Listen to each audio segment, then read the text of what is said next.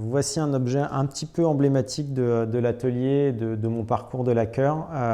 Ça a été ma première création lors de mon apprentissage au Japon. Quand je suis parti apprendre chez mon maître au Japon, tout de suite il m'a dit tu vas créer un objet et on va le réaliser ensemble. Et cet objet donc, est un objet qui est fabriqué donc, avec la technique du kanshitsu, qui est la technique de stratification de tissu. C'est un petit peu l'ancêtre de la fibre de verre et du carbone. Et l'idée dans cet objet, c'était de créer un objet de création de ma vision de l'objet usuel japonais qui était le verre ou la tasse pour boire le thé, un grand thé. Et du coup, c'était l'idée d'intégrer la forme de ma main, l'empreinte de ma main dans l'objet usuel.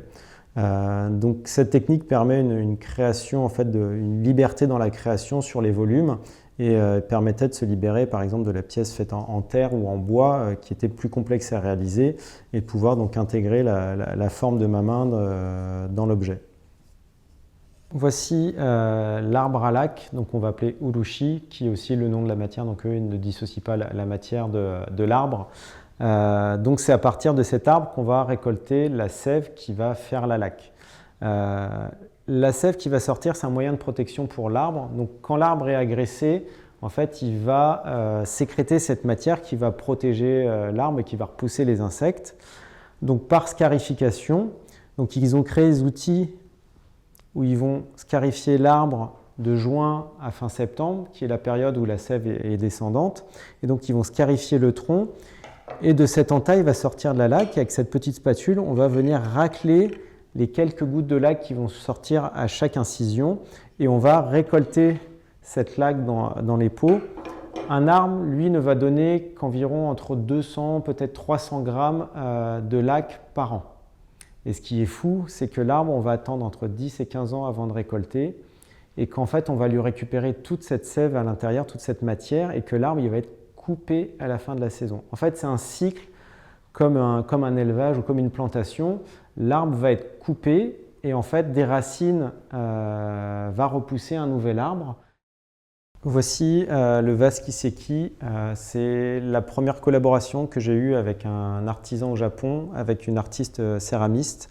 Et le projet de cette créa était de créer une pièce sur nos inspirations personnelles et un peu nos passions. Et ce qui est très drôle, c'est qu'on avait une passion tous les deux commune pour la pâtisserie. Et on s'est dit, on va créer un objet avec une technique de pâtissier parce que les pâtissiers empruntent beaucoup d'outils et de techniques aux artisans. Donc on s'est dit, on va créer un objet avec une technique de pâtissier. Et donc ce vase, qui est réalisé avec une base en tissu, le décor a été poché comme un Saint-Honoré. Donc avec une douille de Saint-Honoré, je suis venu créer le décor un peu comme un pâtissier qui va pocher sa crème montée pour créer ce décor. Et la finition est aussi particulière. La finition est faite avec de la poudre de charbon. Et dans l'esthétique japonaise, on sait que l'objet, en vieillissant, va avoir une esthétique peut-être des fois même plus belle qu'elle ne l'a eu à ses débuts. Je prends comme exemple le Negoro, qui est ce rouge qui devient usé et laisse apparaître le noir. Dans l'idée de cet objet, c'est de poudrer quelque chose donc, de très mat avec cette poudre de charbon. Et à force de manipuler et d'utiliser ce vase, en fait, les arêtes vont devenir brillantes et l'esthétique de la pièce va évoluer peut-être dans un bon sens dans le futur. Donc voilà, c'était une réflexion sur comment poser l'objet au moment de fabriquer et comment il va vieillir. Cette année, on a eu la chance donc avec le designer avec qui je travaille de recevoir un prix au concours international de laque d'Ishikawa. En fait, ce prix, c'est quand même une grande reconnaissance pour un artisan parce qu'en fait, j'ai appris ce savoir-faire au Japon et de recevoir une récompense dans le pays où j'ai appris ce savoir-faire est très important pour moi et surtout, c'est une certaine sorte de reconnaissance. On a aussi donc cette reconnaissance de ce qu'on développe ici en France a un certain impact au Japon et ils reconnaissent aussi ce qu'on développe ici.